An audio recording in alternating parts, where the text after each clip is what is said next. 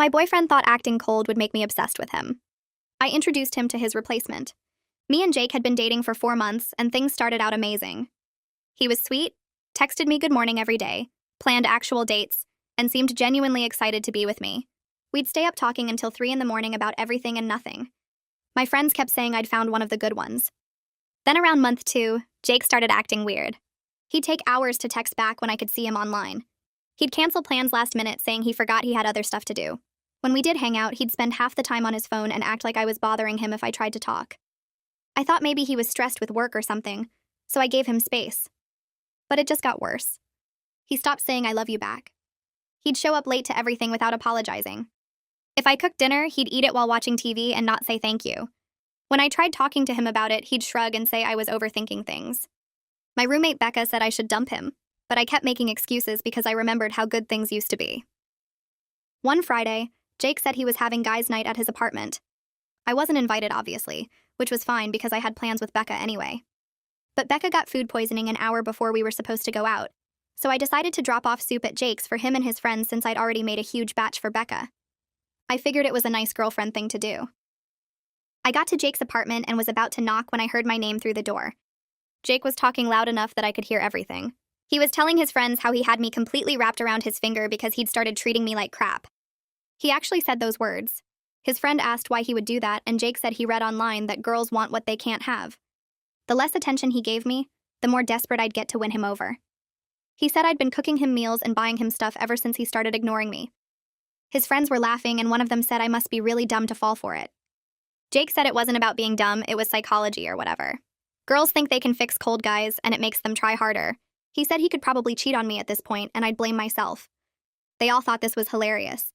I stood there holding the stupid soup while my boyfriend explained to his friends how he was manipulating me on purpose. He said the best part was I was so in love with him now that he could treat me however he wanted, and I'd never leave. His friend asked if he actually liked me at all. Jake said I was cool enough, but the power trip was honestly better than the relationship. I left without knocking, drove home, put the soup in the fridge, and called Becca to tell her everything. She was pissed even through her nausea. That's when we came up with a plan. I didn't break up with Jake. Instead, I became the girlfriend he pretended to want. I stopped texting him first. When he finally texted me, I waited twice as long as he did to respond. Sometimes I just left him on red. When he asked to hang out, I'd say maybe, and then confirm last minute like it didn't matter either way. I stopped cooking for him, stopped buying him things, stopped putting any effort into dates. Jake noticed immediately but tried to play it cool. The less I cared, the more he started doing. He actually showed up with flowers one day. I said thanks and put them in water without making a big deal. He started texting me more, trying to make conversation. I gave one-word answers. He asked if something was wrong, and I said no. Why would anything be wrong? But here's where it got good. I started hanging out with this guy from my economics class named Ryan. We were just friends, but Jake didn't need to know that. I'd mention Ryan casually in conversation, like how he said something funny in class, or how we grabbed coffee after studying. Jake started asking all these questions about Ryan. I'd shrug and change the subject. Then I started being busy when Jake wanted to hang out. Sorry, I already made plans with Ryan to study. Can't tonight. Ryan got tickets to this concert. Maybe another time. Ryan's having people over. Jake was losing his mind, but trying to act like he didn't care. He started showing up at places he knew I'd be. He'd see me laughing with Ryan and come over all territorial. I'd introduce them super casually, like Jake was just some guy I knew. Ryan played along perfectly because he thought the whole situation was funny. One night, Jake showed up at my apartment unannounced with takeout from my favorite place, trying to surprise me. Ryan was already there, sitting on my couch watching a movie. Jake looked between us and asked what was going on. I said we were hanging out. Was that a problem? Jake's face went red and he shifted the takeout bag from one hand to the other. Ryan stood up from the couch and walked over with his hand out. Jake stared at it for a second before shaking, and I could see his grip was too tight from the way Ryan's smile got a little forced. I kept my voice light and introduced them again, saying their names slow like I was talking to kids. Ryan said it was nice to meet him, and Jake just nodded without saying anything back. The apartment felt too small suddenly with all three of us standing there. Jake looked at the textbook spread across the coffee table, then at the movie paused on the TV, then back at me. I walked over and took the takeout bag from his hands, thanking him and saying it smelled amazing. He asked what we were doing, and I said studying for our economics exam tomorrow. Ryan added that we had a huge test and really needed to focus. Jake's jaw was doing this twitching thing it does when he's trying not to get mad. I set the food on the kitchen counter and told Jake we really appreciated him thinking of us, but we had to get back to work. He asked if he could hang out and wait until we were done.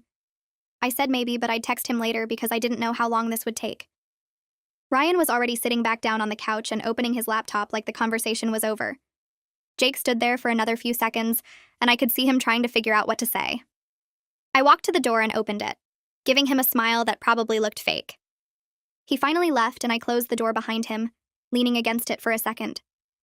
Ryan looked up from his laptop and asked if I was okay. I nodded and came back to the couch. He said the whole situation seemed pretty intense to watch. I felt bad suddenly because Ryan was actually a nice person, and I was using him to make my boyfriend jealous. He asked if I wanted to talk about it, and I said maybe a little. We talked for probably 20 minutes about the whole Jake thing. Ryan said he was happy to help, but he wanted to make sure I wasn't losing myself in all the game playing. I told him I knew what I was doing, but I appreciated him looking out for me.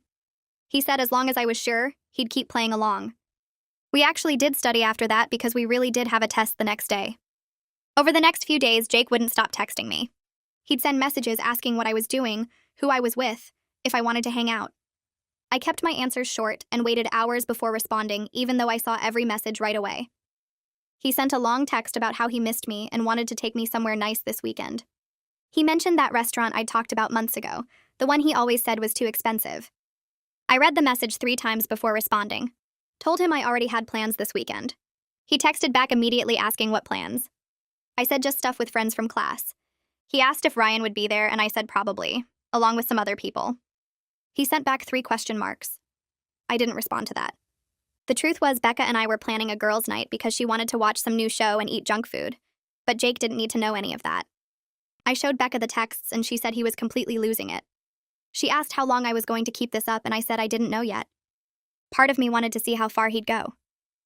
Saturday morning, I was still in my pajamas making coffee when someone knocked on the door.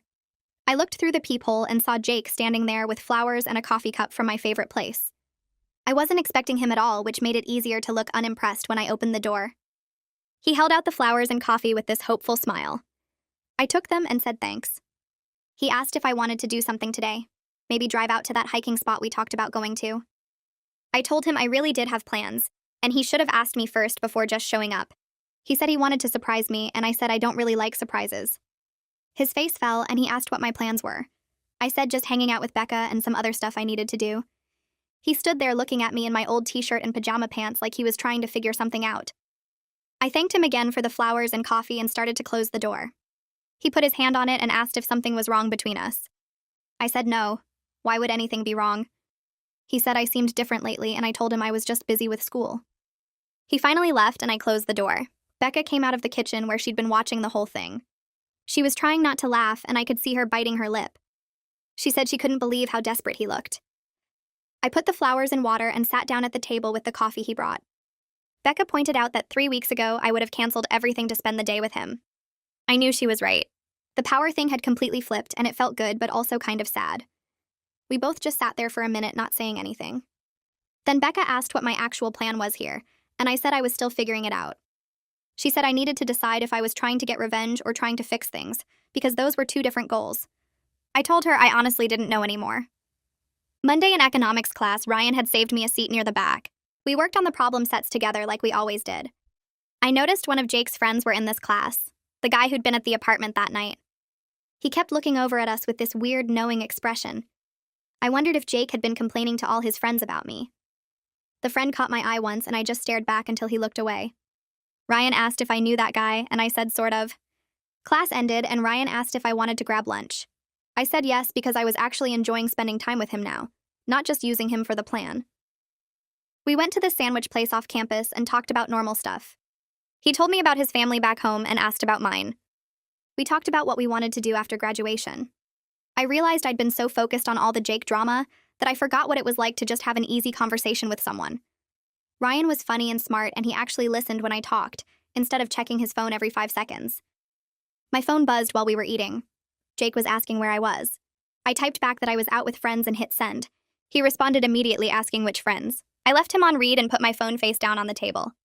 Ryan noticed me smiling and asked if the plan was working. I said maybe too well.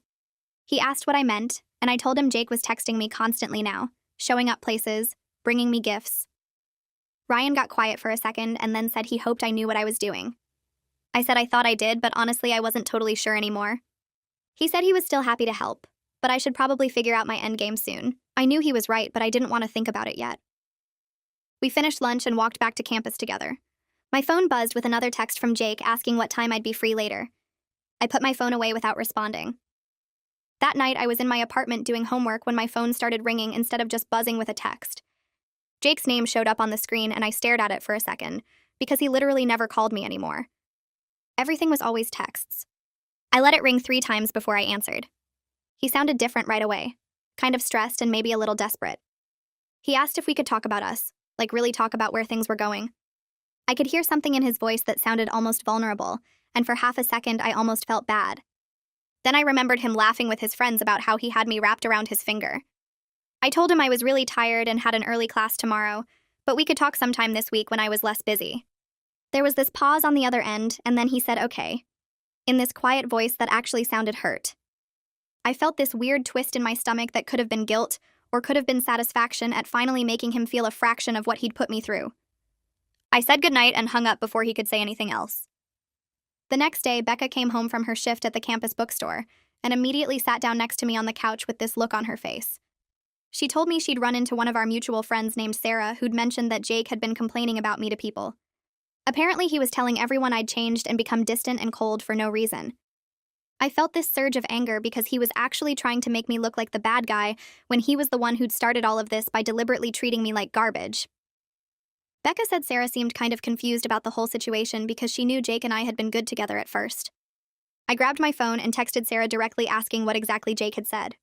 She responded pretty quickly and admitted that Jake had made it sound like I was being cold and pulling away for no reason at all. He'd told her he didn't know what he did wrong and I was just suddenly acting different. Sarah said she felt bad for him until I texted. I decided right then that I needed to tell a few close friends the truth about what I'd overheard at Jake's apartment. Not to trash him publicly or start drama, but to protect my own reputation since he was clearly trying to control the narrative. I texted 3 of my closest friends and asked if they wanted to grab dinner. We met at this pizza place near campus, and I told them everything. About overhearing Jake through the door explaining his whole manipulation strategy to his friends. About how he'd deliberately started treating me badly because he read online that girls want what they can't have. About him laughing with his friends about the power trip being better than the actual relationship. They were completely shocked. One of them actually put her hand over her mouth. Another one said she'd thought Jake's hot and cold behavior seemed kind of calculated, but she figured she was reading too much into it. The third one got really angry on my behalf and said she couldn't believe he'd actually planned it all out like that. It felt really good to have people validate that I wasn't crazy for being upset. They all said I should dump him immediately, but I explained that I was already working on something better than just breaking up. 2 days later, Jake sent me a long message asking why people were acting weird around him. He said Sarah had been kind of cold when he ran into her at the library, and a couple other people seemed like they were avoiding him. I played dumb and texted back that I hadn't noticed anything different. He pushed and asked directly if I'd been talking about him to people. I stared at that message for a minute and then typed back that he'd been talking about me to people, so maybe he should worry about his own behavior first. It was the most direct I'd been with him since I'd overheard that conversation at his apartment. He tried to call me right after I sent that, but I declined the call and left him on read when he texted asking what I meant. The next day, Jake texted asking if we could meet for coffee to talk things out face to face. I thought about it for a while because part of me wanted to just keep avoiding him forever. But Becca pointed out that wasn't really sustainable since we had the same friend group, and I'd probably keep running into him on campus. I was also kind of curious what he'd actually say if I gave him the chance. I texted back that I could do coffee tomorrow afternoon. He responded immediately with the time and place. When I told Becca about it, she made me promise to text her every 30 minutes so she'd know I was okay. I laughed and said that seemed a little paranoid, but she insisted. She said Jake had been acting increasingly desperate and she wanted to make sure he didn't do anything stupid. I promised I'd text her. I got to the coffee shop the next day, and Jake was already there sitting at a corner table. He stood up when he saw me and looked nervous in a way I'd never seen before. We sat down and he immediately launched into this apology about being distant lately. He said he'd been really stressed with school and work, and didn't realize how much he was neglecting our relationship. He talked about how much he cared about me and how he wanted to do better.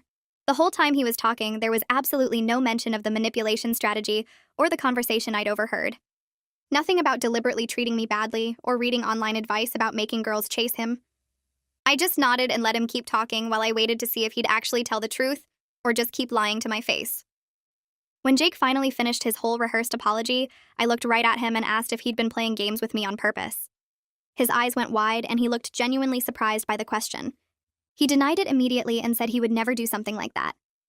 I watched his face carefully and could literally see him trying to figure out if I actually knew something or if I was just guessing based on his behavior. There was this calculation happening behind his eyes, and it reminded me exactly why I was done with him. This wasn't someone who cared about me. This was someone trying to figure out how much damage control he needed to do. I didn't tell Jake what I'd overheard because I wanted to see how long he'd keep lying. Instead, I said I needed some space to think about whether this relationship was actually working for me anymore. His whole face changed and he looked panicked. He asked if I was breaking up with him and reached across the table like he was going to grab my hand. I pulled back and said I didn't know yet. I just needed time to figure out what I actually wanted. He started trying to argue and convince me we could fix things, but I stood up and said I had to go. I could feel him watching me as I walked out of the coffee shop. Over the next week, Jake tried absolutely everything to win me back without actually admitting what he'd done. He showed up between my classes with lunch from places he knew I liked. He offered to help with my assignments even though he wasn't in any of my classes. He texted me these long, sweet messages like he used to send at the very beginning of our relationship back when things were good. It would almost be touching if I didn't know for a fact that it was just another manipulation tactic. He was trying the nice guy approach now that the cold and distant thing had backfired on him. I kept my responses short and non-committal. Thanks for lunch. I'm good on the assignment. Appreciate the text. Ryan caught up with me after economics class one day and mentioned he'd noticed Jake watching us around campus. He said it seemed like Jake was monitoring how much time we spent together and where we went. I felt uncomfortable because I really hadn't meant for Ryan to get caught up in all of Jake's jealousy and paranoia. Ryan was a genuinely nice person who'd been helping me out, and now he was dealing with my ex-boyfriend basically stalking us. I apologized, but Ryan said he didn't mind helping. Then he asked again what my actual endgame was here. He pointed out that I'd successfully made Jake desperate and miserable, but I still hadn't actually broken up with him or moved on. I realized I didn't really have a clear answer. That night back at my apartment, I sat on my bed staring at my phone while Becca made popcorn in the kitchen. Ryan's question kept running through my head because he was right, and I hated it. I'd been so focused on making Jake feel bad that I hadn't thought about what came after. Making him desperate and confused felt good in the moment, but it wasn't actually fixing anything inside me. The hurt was still there under all the anger and strategy. Becca came in with the popcorn bowl and sat down next to me. She asked if I was actually going to break up with Jake or just keep him hanging forever. I picked at the blanket on my bed and admitted I was scared that ending things would feel like letting him win. Like he'd successfully messed with my head and then just walked away without consequences. Becca set down the popcorn and looked at me seriously. She said staying with someone who treated me like a science project wasn't winning either. I knew she was right, but it still felt wrong to just let him go after everything he'd done. In economics class 2 days later, I was packing up my stuff after the lecture when Jake's friend came over to my desk. I recognized him immediately as one of the guys who'd been laughing that night at Jake's apartment. My whole body tensed up, but he looked uncomfortable and nervous. He said he wanted to apologize for laughing during that conversation. I just stared at him and waited. He explained that he thought it was just normal guy talk and didn't realize Jake was actually seriously messing with my head on purpose. He shifted his backpack from one shoulder to the other and admitted that Jake had been spiraling lately. Apparently, Jake was obsessed with losing me and kept asking all his friends for advice on how to fix things.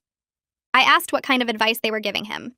He said mostly they were telling Jake to just be honest and stop playing games, but Jake seemed convinced he could win me back with the right strategy. The irony wasn't lost on me. I thanked him for the apology and left before he could say anything else. That weekend, there was a party at someone's off-campus house, and Ryan invited me to go with a group from our class. I almost said no because I was tired of the whole social scene, but Becca convinced me I needed to get out and have fun. We got there around 10, and the place was already packed with people. I was talking to some girls from my history class when I saw Jake push through the crowd. He looked drunk and angry, and he was heading straight for me.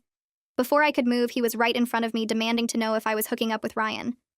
His voice was loud enough that people around us stopped talking and turned to watch. I kept my voice calm and told him he was embarrassing himself. He grabbed my arm and asked again where Ryan was. A couple guys from the economics study group stepped between us and told Jake to back off. Ryan appeared from somewhere and put his hand on my back, asking if I was okay. Jake tried to push past the guys to get to Ryan, but more people got involved and started pulling him toward the door.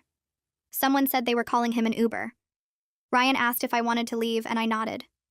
We walked back to my apartment, and I felt shaky the whole way. I'd never seen Jake that aggressive before. Ryan walked me all the way to my door and asked again if I was okay. I said I was fine, but I wasn't really. I woke up the next morning to a long text from Jake. He apologized for his behavior at the party and blamed it on drinking too much and being stressed about school. He said he knew he'd messed up and he was begging for another chance. He'd do anything to prove he was serious about changing. He loved me and couldn't lose me. The text went on for several paragraphs and I read the whole thing twice. It was the same cycle I'd seen before. Bad behavior followed by apologies that sounded good, but never led to actual change. I didn't respond right away. I put my phone down and got in the shower and tried to think about what I actually wanted. The hot water felt good, and I stood there longer than usual, just letting my mind wander. By the time I got out, I still hadn't figured out what to say to him. Later that afternoon, I called my older sister because I needed to talk to someone outside of the whole situation. She lived 3 states away and had only met Jake once over video chat. I told her everything that had happened, starting with overhearing the conversation at his apartment. She listened without interrupting, and when I finished, she asked me a simple question. Did I even want to be with Jake anymore? Or was I just staying in this because I was angry? The question hit me hard because I'd been avoiding thinking about it directly. I tried to remember the last time I'd felt actually happy in this relationship, and I couldn't. Even before I knew about the manipulation, I'd been stressed and confused by his hot and cold behavior. My sister said I didn't have to have all the answers right now, but I should think about what I wanted instead of just reacting to what Jake did. After we hung up, I felt more confused than before, but also somehow clearer. That evening, Becca made dinner and we ate on the couch while watching some cooking show neither of us cared about. She said she'd noticed I'd been spending way more time with Ryan than with Jake lately. Requested Reds is on Spotify now. Check out link in the description or comments. Not just as part of the plan anymore, but actually choosing to hang out with him. I'd been looking forward to seeing Ryan and laughing at his jokes and telling him about my day. She asked if maybe I was developing real feelings for him. I put down my fork and said I didn't know. Everything was too complicated right now. But even as I said it, I knew she was right. The time I spent with Ryan felt easy and fun in a way that time with Jake never had. Even in the beginning, when things were supposedly good with Jake, there was always this edge of anxiety about whether I was doing enough or being enough. With Ryan, I just felt like myself. Ryan and I met at the library 3 days later to study for midterms. We found a table in the back corner and spread out all our notes and textbooks. We worked for a couple hours trading practice questions and explaining concepts to each other. During a break, Ryan closed his laptop and said he needed to tell me something. My stomach tightened because I could tell from his face it was serious. He said he liked me as more than a friend.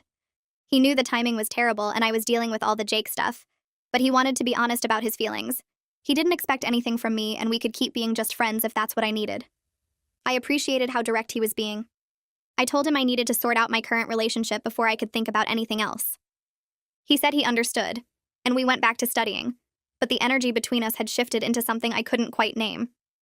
I spent the next 2 days thinking about everything, about Jake and the manipulation, and the person I'd become trying to get revenge, about Ryan, and how different things felt with him, about what my sister had asked me. I realized I was done. Not because of Ryan, but because I deserved better than someone who saw relationships as power games. I pulled out my phone and texted Jake asking him to meet me at the campus coffee shop tomorrow afternoon. He responded within seconds asking if everything was okay. I just typed back that we needed to talk. He sent 3 more messages asking what about, and if he did something wrong and could we talk now instead. I didn't answer any of them. The next morning before I was supposed to meet Jake, Becca called me into her room. She had her laptop open and she looked upset. She turned the screen toward me and I felt sick. She'd been taking screenshots of Jake's social media posts and comments over the past month. In every single one, he was subtly trash-talking me while playing the victim. Posts about how hard it was when your girlfriend changed on you for no reason. Comments on his friends' posts about girls who played mind games. A whole thread where he talked about how he'd been nothing but good to me, and I was treating him like garbage. Becca said she'd started documenting everything a few weeks ago, just in case things got worse. She thought I should have evidence of how manipulative he'd been. I scrolled through all the screenshots, feeling my hands shake. He'd been building this whole narrative online where I was the bad guy, and he was the poor boyfriend who didn't understand what he'd done wrong. I thanked Becca and told her I was definitely breaking up with him today. She hugged me and said I was making the right choice. I grabbed my jacket and headed out to meet Jake at the coffee shop with all those screenshots burned into my mind. Jake was already sitting at a corner table when I walked in, looking at his phone and tapping his foot against the chair leg. He looked up when I sat down and tried to smile, but it came out nervous and fake. I didn't smile back. I just put my bag on the empty chair and looked at him directly. He started talking immediately about how he was glad I wanted to meet up and how he'd been thinking about us a lot. I let him go on for maybe 30 seconds before I cut him off.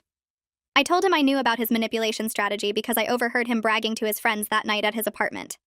His face went completely white, like all the blood drained out of it. He opened his mouth, but nothing came out at first. Then he started making excuses, saying it wasn't like that, and I was misunderstanding what I heard. He said his friends were joking around and he was just going along with it. He didn't actually mean any of that stuff. I cut him off again and said I didn't want to hear more lies. I told him I heard every word he said about treating me like crap on purpose, and how the power trip was better than the relationship. He looked down at the table and his hands were shaking. He tried to reach across to touch my hand, but I pulled it back. He said he was sorry, and he didn't know why he said those things, and he'd been stressed and stupid. I just stared at him until he stopped talking. Then his whole face changed and he got angry instead of apologetic. He said I'd been playing games too by using Ryan to make him jealous. His voice got louder and people at other tables started looking over at us. He said I was acting like I was so innocent, but I'd been manipulating him just as much with all the Ryan stuff.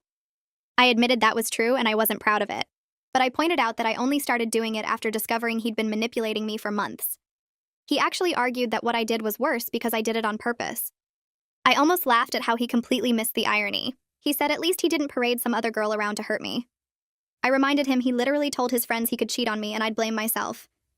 He went quiet again, but I could see his jaw clenching. A woman at the next table was definitely listening to our whole conversation now. Jake noticed too and lowered his voice. He asked what I wanted from him and what would make this right. I said nothing would make it right, because I couldn't trust anything he said anymore. I told him we were done, and I didn't want him contacting me anymore, except for necessary stuff like getting his things from my apartment. He looked genuinely shocked, like he hadn't actually expected me to break up with him. His eyes got watery and he asked if I was serious. I said yes, completely serious. He said he loved me and he'd do anything to fix this. I told him if he loved me, he wouldn't have treated our relationship like a psychology experiment. He put his head in his hands and his shoulders were shaking. Part of me felt bad watching him fall apart, but another part wondered if this was just another manipulation. I was too exhausted to care which it was anymore. I stood up and grabbed my bag. He looked up and asked if we could at least talk more about this later. I said no. There was nothing left to talk about. I walked away and didn't look back even though I heard him call my name once. When I got outside the coffee shop, I took a deep breath and felt this weight lift off my chest. It was over and I'd actually done it. The next few days felt strange and uncomfortable. Jake and I had so many mutual friends and we were in overlapping social spaces all the time. I saw him in the dining hall on Tuesday, and he looked terrible, like he hadn't slept. His friends were with him, and they all went quiet when I walked past their table. On Wednesday, I ran into him outside the library, and we both just nodded at each other without speaking. It was so awkward. On Thursday, one of his friends stopped me after class and said Jake was really struggling with the breakup. I didn't know what to say to that. I felt guilty even though I knew I'd made the right choice. That night, I told Becca about feeling bad, and she got frustrated with me. She reminded me that his feelings were not my responsibility, especially after everything he did.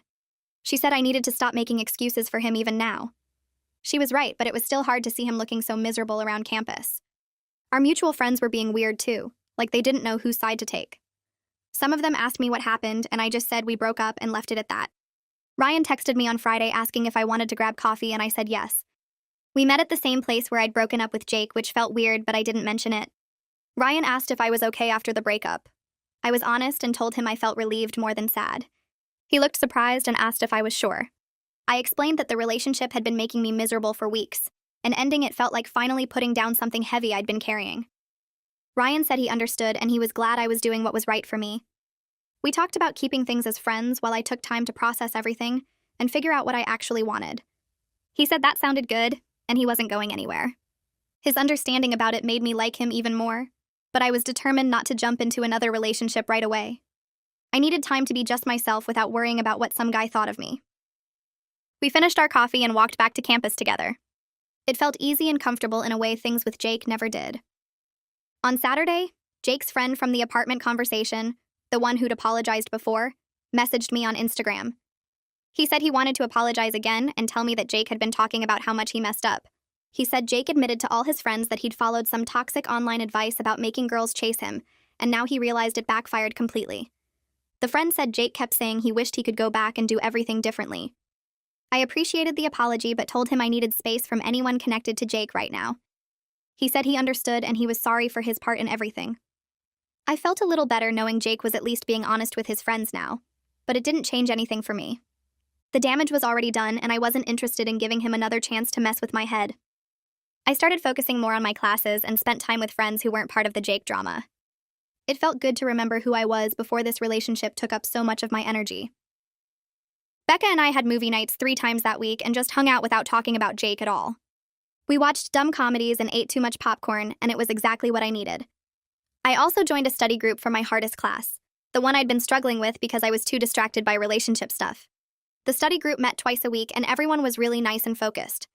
One girl named Sarah asked if I wanted to get lunch sometime, and I realized I'd been so wrapped up in Jake and Ryan that I hadn't made any new friends in months. I said yes, and we made plans for the following week. Slowly, I was rebuilding parts of my life I'd let fall apart. 3 weeks after the breakup, I ran into Jake at a campus event for one of the clubs we were both in. I thought about skipping it to avoid him, but Becca said I shouldn't let him stop me from doing things I wanted to do. So I went, and of course he was there. We ended up in the same conversation group during an activity and had to interact. It was brief and civil and awkward. Afterward, he asked if we could talk for a minute, and I almost said no, but decided to just get it over with. We walked outside and stood by the building entrance. He apologized again, and this time he seemed genuinely sorry instead of just trying to manipulate me into taking him back. He admitted he treated our relationship like a game and hurt me in the process. He said he'd been seeing the counselor at the health center and working on his issues. I told him I appreciated the apology, but it didn't mean we were getting back together or becoming friends. He said he understood and he just wanted me to know he was sorry. We said goodbye and went back inside separately. It felt like actual closure instead of just another manipulation attempt. Ryan and I kept spending time together, and I started noticing how different everything felt compared to my relationship with Jake. Ryan was consistent and honest about everything. He never played hot and cold or made me guess how he felt. If he said he'd text me later, he actually did. If we made plans, he showed up on time. He asked me questions about my life and actually listened to the answers instead of just waiting for his turn to talk. I wasn't ready to date him yet, but I felt grateful knowing what healthy attention looked like after months of manipulation and mind games. We studied together, got meals together, went to campus events together. It was easy and comfortable, and I never felt anxious about what he was thinking or whether he actually liked me. One night, we were walking back from the library, and he made a joke that made me laugh so hard I almost dropped my books. I realized I couldn't remember the last time Jake had made me laugh like that. Becca pulled me aside after one of our movie nights and said she was proud of how I'd handled everything. She said I stood up for myself without completely losing my cool or doing anything I'd regret later. She pointed out that a few months ago I was making excuses for Jake's behavior, and now I was setting clear boundaries and putting my own well-being first. I thanked her for being there through all of it and for calling me out when I needed it. She said that's what best friends do. We hugged, and I felt this wave of gratitude for having someone in my life who genuinely cared about me and wasn't playing games. It felt good to recognize my own growth and see how far I'd come from that night standing outside Jake's apartment holding soup and listening to him brag about manipulating me. I wasn't the same person anymore, and I was proud of that. I scheduled an appointment at the campus health center the following week and filled out forms in the waiting room about my relationship history and current concerns. The counselor was a woman in her 40s who asked me to explain what brought me in, so I told her about Jake and the manipulation and how I'd handled it. She listened without judging and then asked me why I thought I'd stayed with him even after his behavior changed so drastically. I didn't have a good answer at first, just said I kept hoping things would go back to how they were at the beginning. She asked about my past relationships and my family, and we started connecting dots I hadn't noticed before. My dad used to give me and my mom the silent treatment when he was upset, sometimes for days, and I'd learned to try harder to make him happy instead of addressing the actual problem. The counselor pointed out that Jake's hot and cold behavior probably felt familiar in a weird way, like something I knew how to navigate even though it hurt. We talked about how people often repeat patterns from childhood in their adult relationships without realizing it. It was uncomfortable sitting there recognizing how much of my reaction to Jake came from old wounds I hadn't dealt with. The counselor gave me homework to journal about times I'd accepted bad treatment in other relationships and what I was getting out of staying in those situations. I left feeling kind of raw and exposed, but also like I was finally understanding something important about myself. Over the next few weeks, I kept going back, and we worked through a lot of stuff about my need for approval and my fear of conflict. She helped me see that walking away from Jake wasn't giving up. It was choosing myself, which was something I'd never really learned to do. About a month after the breakup, I got a notification that Jake had sent me a friend request on social media. I'd unfriended him after everything went down, but hadn't blocked him because I didn't want to seem like I cared that much. Seeing his name pop up on my phone made my stomach twist. I stared at the request for a while, trying to figure out what he wanted and whether I should accept it. Part of me was curious about what he was doing and whether he was dating someone new. Another part of me knew that staying connected would just give him a way back into my life, even if it was just through screens. I brought it up in my next therapy session, and my counselor asked me what I hoped to gain from accepting his request versus what I might lose. I admitted I was mostly curious, and maybe wanted to show him I was doing fine without him. She asked if I trusted his reasons for reaching out, and I realized I didn't. Jake never did anything without some kind of strategy behind it, and reconnecting on social media was probably just another way to test whether he still had any power over me. I told her I wanted to keep the boundary firm because I'd worked too hard to get to this point. She said that was a healthy choice and reminded me that curiosity wasn't worth sacrificing my peace of mind. I declined the friend request and felt this weird mix of relief and sadness, like I was closing a door I'd been holding open just in case. Ryan texted me a few days later asking if I wanted to go to a concert with him and some friends from his dorm. He made it super clear it was a group thing and not a date, which I appreciated because it took the pressure off. I said yes and met up with them outside the venue on Friday night. There were 5 of us total, and everyone was friendly and excited about the band. We pushed our way toward the front and spent the next 2 hours dancing and singing along to songs I barely knew. I hadn't been to a concert in months because Jake always said they were too crowded and loud, which should have been a red flag since I'd mentioned loving live music on our first date. Being there with Ryan and his friends reminded me how much I'd given up trying to make Jake happy. Nobody was monitoring my behavior or making me feel like I was too much or too loud. I could just exist and have fun without worrying about someone's mood shifting because I was enjoying myself too much. During one of the slower songs, Ryan grabbed my hand and pulled me closer so we wouldn't get separated in the crowd. His hand stayed in mine even after we were clear of the crush of people, and it felt easy and natural instead of calculated. On the walk back to campus, we talked about the show and our favorite songs, and he kept holding my hand the whole way. It wasn't dramatic or charged with tension, just comfortable, like something that made sense. The next afternoon, Ryan and I grabbed coffee, and I told him I'd had a really good time at the concert. He said he was glad, and then got quiet for a second before saying he wanted to be honest about something. I braced myself for bad news, but he just said he appreciated my friendship and liked spending time with me, but he understood I wasn't ready to officially date anyone yet. I felt this wave of gratitude because he was saying exactly what I needed to hear without me having to explain everything. I told him he was right, that I was still working through stuff from my last relationship and didn't want to jump into something new before I was ready. He said he understood completely, and he was happy to keep hanging out casually while I figured things out. He didn't pressure me or make it seem like he was just waiting around for me to change my mind. His lack of pressure made me feel safer than I'd felt in any romantic situation in a long time. With Jake, everything had felt like a test or a game, like I was constantly being evaluated on whether I was worth his time. With Ryan, I could just be myself without strategy or performance.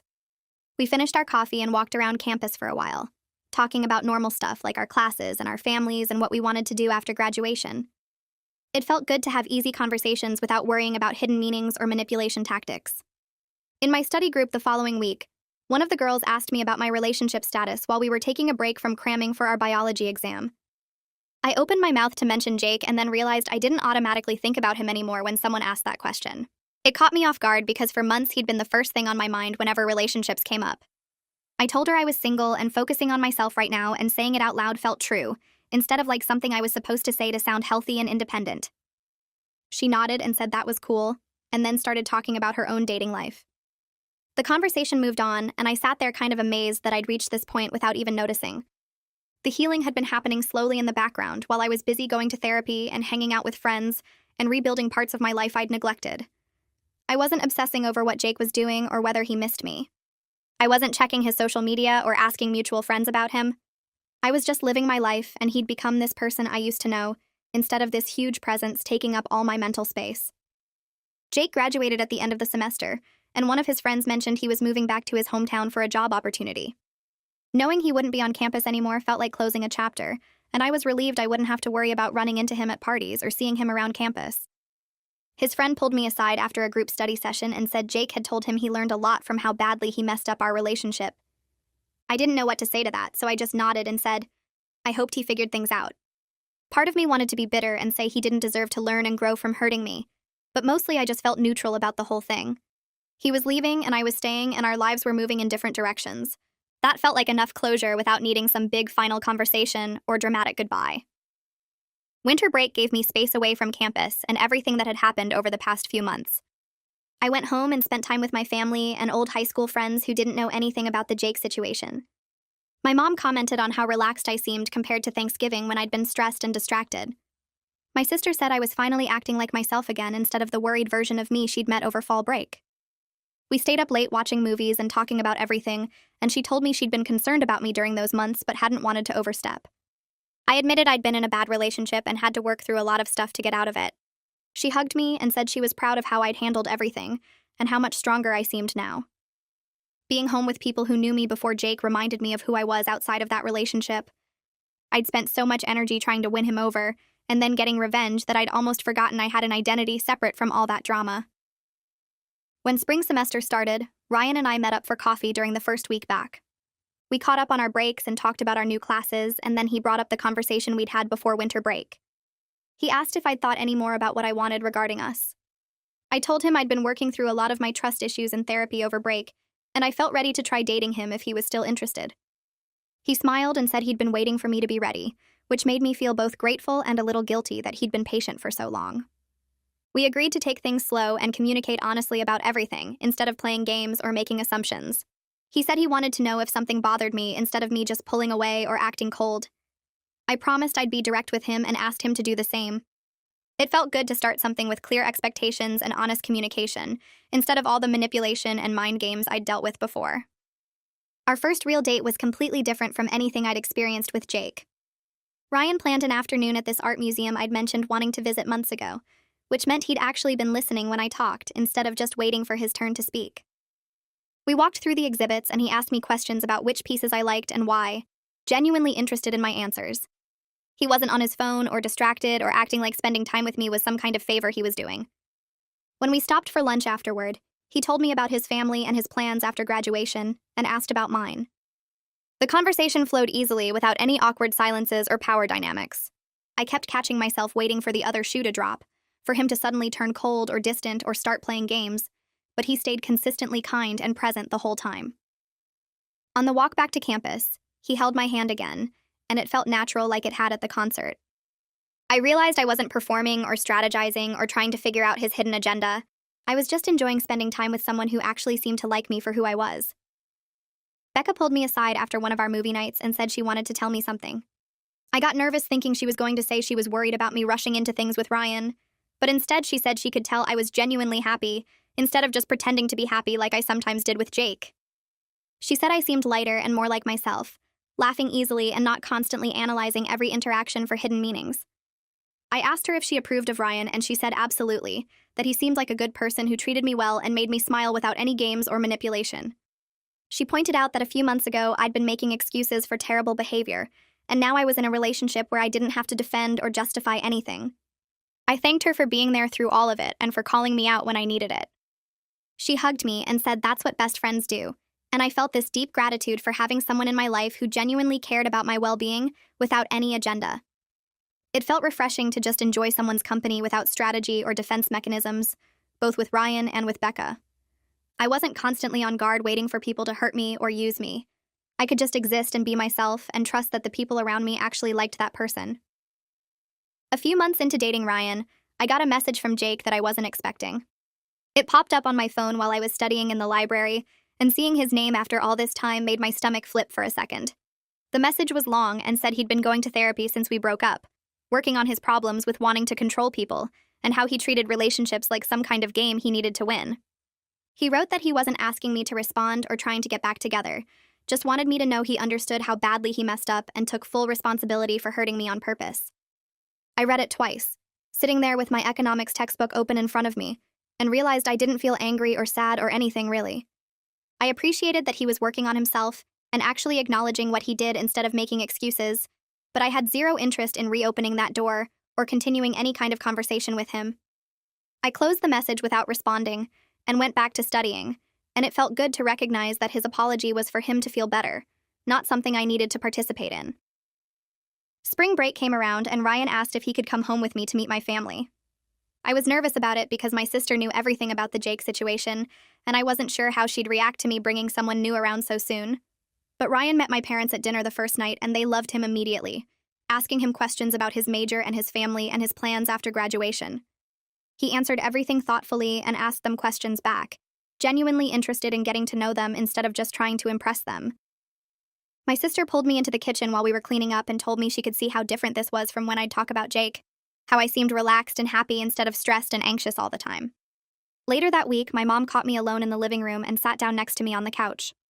She said she remembered how worried she'd been when I was with Jake, even though I tried to hide it, because I seemed like I was always walking on eggshells and second-guessing myself. With Ryan, she said, I seemed more like myself, laughing easily and not constantly analyzing everything. It meant a lot to hear that the people who knew me best could see how much healthier things were now, and I felt grateful to have their support and approval. Back at the school after break, I had a therapy session where I realized I hadn't thought about the whole manipulation and revenge thing in weeks. I'd been so focused on my relationship with Ryan, my classes, and spending time with friends that the Jake drama just wasn't taking up space in my head anymore. My therapist pointed out that this was actually a really good sign of healing, when you stop defining yourself by the bad thing that happened and start building new positive experiences instead. She said a lot of people get stuck replaying the trauma or the revenge, but I'd managed to move forward and create something good without letting the past control my present. It clicked for me in that moment that all the time I'd spent being angry at Jake and planning ways to make him feel bad had actually been keeping me connected to him in a weird way. Now that I'd let go of that and focused on Ryan and my own life, I felt lighter and more free than I had in a long time. One night, Becca and I were hanging out in our apartment, just eating pizza and watching bad reality TV like we used to before all the drama started. She asked me if I ever regretted how I handled things with Jake, using Ryan to make him jealous and playing the same games he'd played with me. I admitted I was glad I stood up for myself instead of just letting him keep treating me badly, even though my methods probably weren't perfect or the healthiest way to deal with it. Becca said what mattered was that I learned from the whole situation and didn't let Jake's behavior make me think I deserved to be treated like that in future relationships. She pointed out that a lot of people would have just blamed themselves or made excuses, but I recognized the manipulation and refused to accept it. We grabbed a couple of drinks from the fridge and toasted to growth and making better choices, and I felt this deep appreciation for having a friend who'd supported me through everything without judging me for how I handled it. Things with Ryan were going really well until we had our first real fight about something stupid. He wanted to go to his friend's party on a night when I'd already made plans for us to have dinner with some of my classmates, and we both got frustrated trying to figure out the schedule. My immediate reaction was this wave of anxiety that he was going to turn cold and distant as punishment for disagreeing with him, just like Jake used to do whenever I had a different opinion. I could feel myself starting to shut down and pull away, already preparing for him to ice me out for days. But instead, Ryan just said we should talk about it and figure out a compromise that worked for both of us. We ended up going to dinner with my friends and then heading to his friend's party after, and the whole thing was resolved in like 10 minutes. Afterward, I told him about my fear that any conflict would turn into manipulation or emotional punishment, and he looked genuinely sad that I'd been conditioned to expect that. He promised me that disagreements were normal, and healthy people work through them together instead of using them as weapons. It was such a small thing, but it showed me what a real relationship was supposed to look like. As the semester wound down and finals approached, I found myself looking back on the past year and barely recognizing the person who used to make excuses for Jake's terrible behavior. I'd learned to trust my gut when something felt wrong, to set clear boundaries about how I wanted to be treated, and to spot manipulation tactics before they could really take hold. More importantly, though, I'd learned what genuine care and respect actually looked like in a relationship through being with Ryan. It wasn't about grand gestures or intense passion that burned hot and cold. It was about consistency and honesty, and treating each other like actual partners instead of opponents in some power struggle. I aced my economics final, the same class where I'd first started hanging out with Ryan, and it felt like closing one chapter and opening another. Jake's friend from economics class, the one who'd apologized for laughing during that awful conversation, stopped me after our last class of the semester. He mentioned that Jake was dating someone new and apparently treating her really well, like he'd actually learned something from how badly he screwed up with me. I waited for the bitter feeling to hit, the anger that I had to be the lesson he learned from, but instead I just felt genuinely glad he was growing and not repeating the same patterns with someone else. Later in therapy, I told my counselor about it, and she said that perspective, being able to feel good about his growth without resentment, showed how much I'd healed and moved forward.